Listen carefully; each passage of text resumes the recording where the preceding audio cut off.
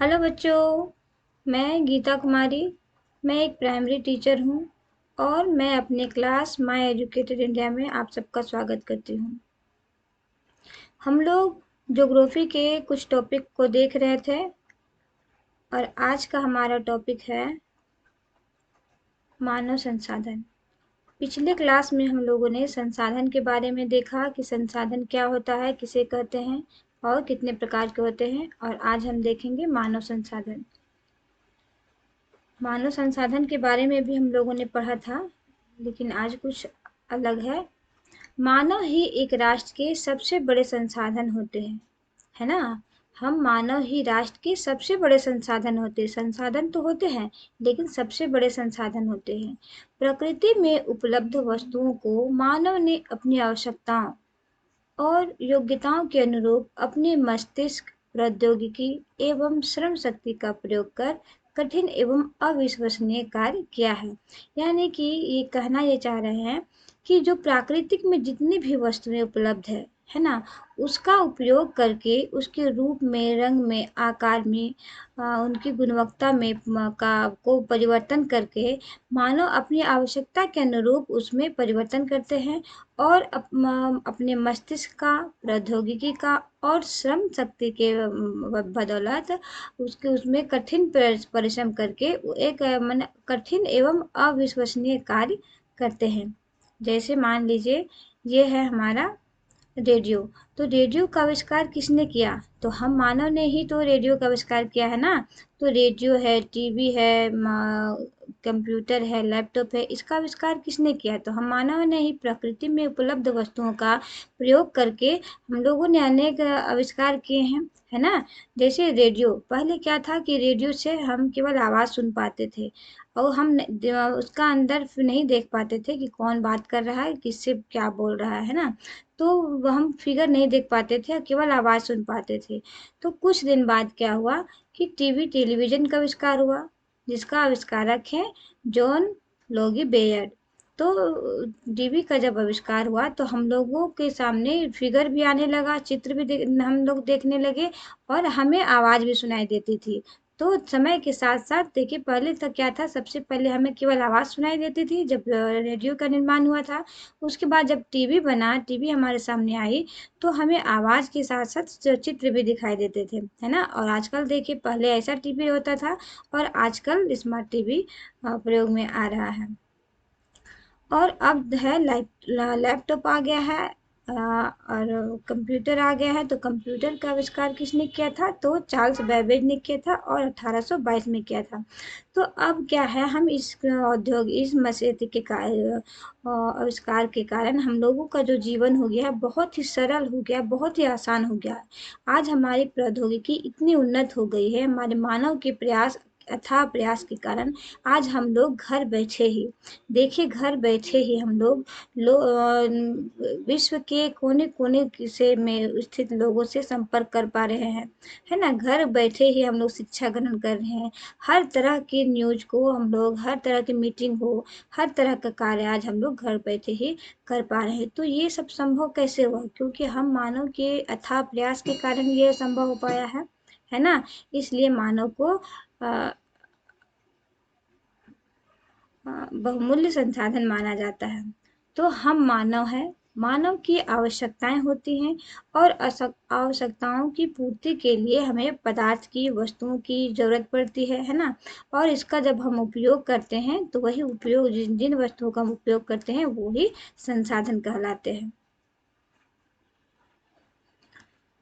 तो मानव ने पृथ्वी को तो अपने अनुकूल बनाया ही है, यानी कि मनुष्य जो है पृथ्वी पर जितने भी वस्तुएं उपलब्ध है उनका प्रयोग तो करके अपने आवश्यकता के अनुरूप उनके रूप में, रंग में परिवर्तन करके अपने उन्हें उन संसाधनों का प्रयोग किया ही है।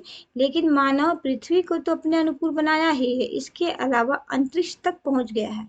अंतरिक्ष में विभिन्न ग्रहों तक, उपग्रहों तक भी पहुंच संभव हो पाया है। तो देखिए यहाँ पे अंतरिक्ष में गए हुए फिगर दिया हुआ है, जिसमें अंतरिक्ष में गए हैं लोग। और ये रहा जो राकेश शर्मा जी जो हैं, जो अंतरिक्ष में जाने वाले प्रथम भारतीय व्यक्ति हैं, जो 1984 में अंतरिक्ष में पहली बार गए थे, है ना। इनका फिगर दिया हुआ है। और ये है कल्पना चावला, भारत की प्रथम महिला अंतरिक्ष यात्री, जो 2003 में अंतरिक्ष में गई थी और महिला में प्रथम है ना। तो हम, और ये है नील आर्मस्ट्रॉन्ग, चंद्रमा पर जाने वाले प्रथम व्यक्ति। देखिए इनका फिगर दिया हुआ है, ये चंद्रमा पर जाने वाले प्रथम व्यक्ति थे और ये 1969 में चंद्रमा पर अपना पहला कदम रखे थे। तो इस तरह हम लोगों ने देखा कि मानव ही ऐसा संसाधन है जो महत्वपूर्ण कार्य, मतलब असंभव कार्य को भी संभव बना रहे हैं आज अपनी सोच से, अपने ज्ञान से, अपने कौशल का प्रयोग करके। इसलिए मानव संसाधन को सबसे महत्वपूर्ण संसाधन कहा गया है। मानव लगातार हर क्षेत्र में विकास की ओर अग्रसर हो रहे हैं। हम लोग देख रहे हैं कि हर क्षेत्र में, किसी भी क्षेत्र में ऐसा नहीं है कि हम लोग विकास नहीं कर पा रहे हैं। पृथ्वी में उपलब्ध वस्तु का हो, या फिर स्थल में हो, मरुस्थल में हो, या पर्वत पठार में हो, पृथ्वी के नीचे हो, या फिर जल में हो, या अंतरिक्ष में हो, किसी भी क्षेत्र में हम अग्रसर हो रहे हैं, है ना। विकास की ओर अग्रसर हो रहे हैं। इसलिए मानव को सबसे महत्वपूर्ण और अंतिम संसाधन कहा गया है। किसी भी गांव, समाज या राष्ट्र के विकास के लिए यह आवश्यक है कि वहाँ के लोग स्वस्थ रहें, शिक्षित रहें और अभिप्रेरित रहें। तो यदि मनुष्य के पास, यदि हम लोग शिक्षित रहेंगे, मानव यदि शिक्षित रहेगा और स्वस्थ नहीं रहेगा तो क्या वो कोई भी कार्य कर सकता है? नहीं कर सकता। इसलिए शिक्षित होने के साथ साथ उसे स्वस्थ भी होना चाहिए, और स्वस्थ होने के साथ साथ उनके मन में कल्पना शक्ति होनी चाहिए, अभिप्रेरणा होनी चाहिए, नए नए कार्यों को करने की इच्छा होनी चाहिए। तभी वो मनुष्य आगे कुछ कर सकता है ना। तभी हम अपने देश का, समाज का, गांव का विकास कर सकते हैं। तो किसी भी गांव या समाज या राष्ट्र के विकास के लिए आवश्यक है कि वहाँ के लोग स्वस्थ रहें, शिक्षित हों और अभिप्रेरित भी रहें। भारत सरकार का एक प्रमुख केंद्रीय मंत्रालय है शिक्षा मंत्रालय। तो शिक्षा मंत्रालय क्या है? शिक्षा मंत्रालय, जिसे पहले मानव संसाधन विकास मंत्रालय के नाम से जाना जाता था, यानी कि 2019 में हमारे जो प्रधानमंत्री है, तो मानव शिक्षा मंत्रालय, विकास मंत्रालय को शिक्षा मंत्रालय कहा गया, कि इसे शिक्षा मंत्रालय नाम रखा गया। शिक्षा मंत्रालय, जिसे पहले मानव संसाधन विकास मंत्रालय के नाम से जाना जाता था, तो 2020 में इसे शिक्षा मंत्रालय के नाम इसका परिवर्तित किया गया। तो यह जो मानव संसाधन विकास मंत्रालय है, तो इसका निर्माण कब हुआ था? तो 1985 में इस मंत्रालय का निर्माण लोगों के, तो निर्माण तो हुआ था, कब हुआ था? तो 1985 में हुआ था। लेकिन क्यों हुआ था?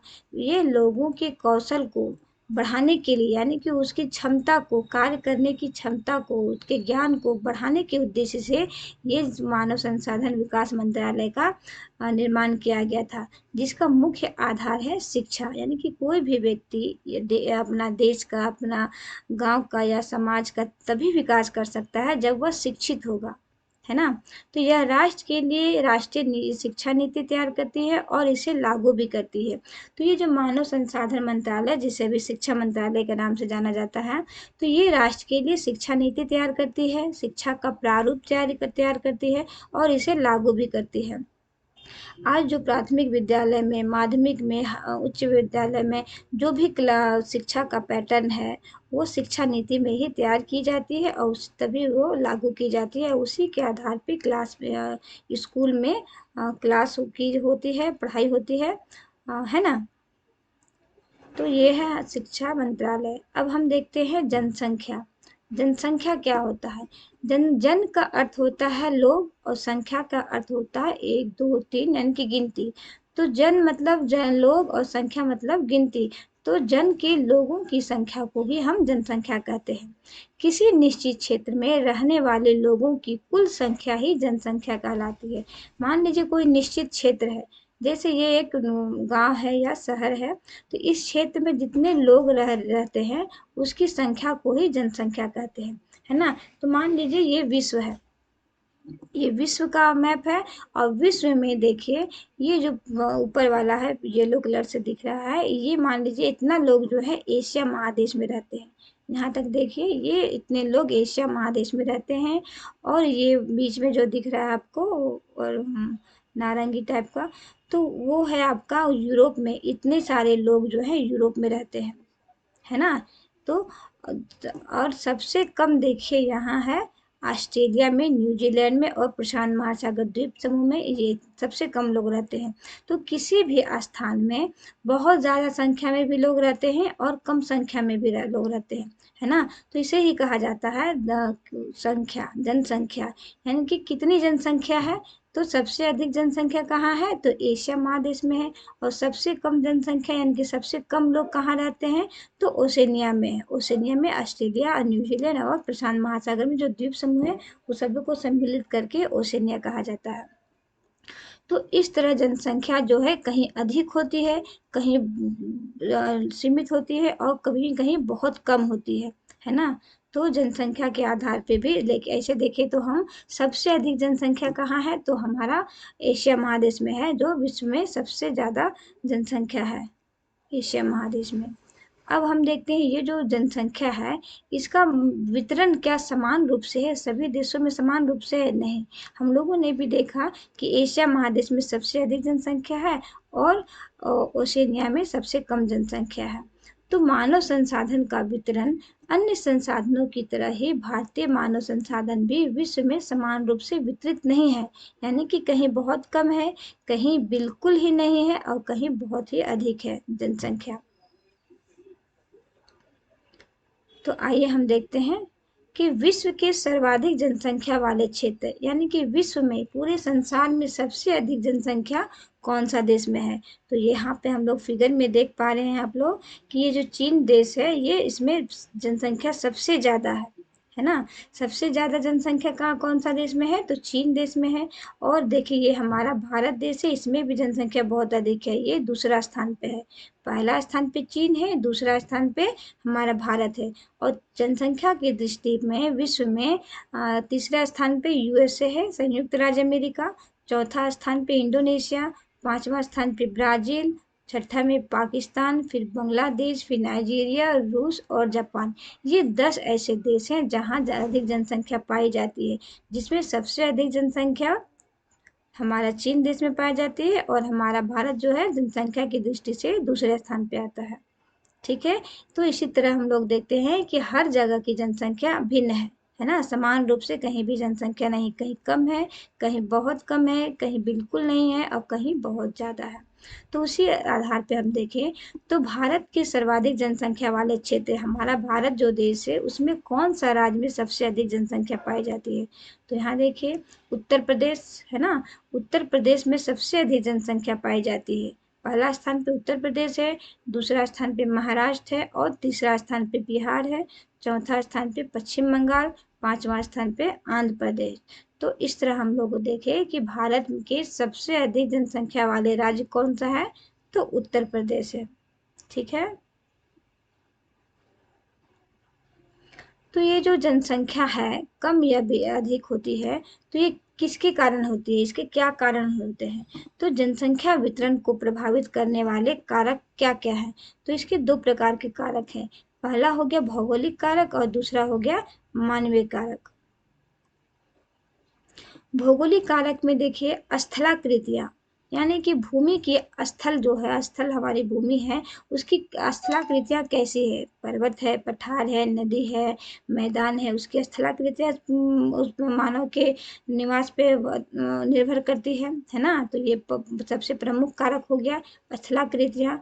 जलवायु भी प्रमुख कारक है, वहाँ की जलवायु कैसी है, वहाँ का जलवायु ठंड है, बहुत अधिक ग्रीष्म है, गर्मी है वहाँ, या ठंड है, या शीतोष्ण जलवायु है। और स्वच्छ पीने की जल की आपूर्ति है वहाँ पे, या फिर जल की कमी है। मिट्टी कैसी है, उपजाऊ है या अनुपजाऊ है, वहाँ पे खनिज पदार्थ कैसे किस मात्रा में पाए जाते हैं, या खनिज है भी या नहीं है। तो ये भौगोलिक कारक है जो मानव के वितरण को प्रभावित करने वाले कारक हैं। और मानवीय कारक में आ गया हमारा सामाजिक एवं सांस्कृतिक कारक।